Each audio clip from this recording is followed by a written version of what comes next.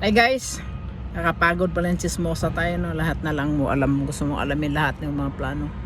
Ayan, para hindi tayo makapag-chismis, gawa tayo ng trabaho yan, magdadusting tayo sa car. Oh, linis-linis, linis-linis, maglinis tayo para hindi tayo maboboring at saka yung mga chismis yan.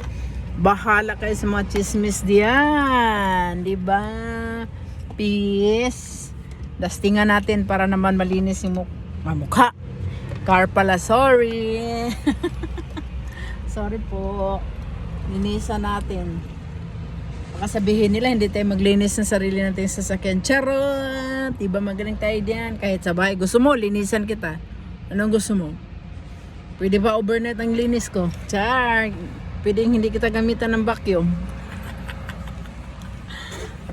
Dami kasing alikabo kaya yan. Walang magawa. Peace. I love you all. Bye! Mwah! Mwah! Mwah!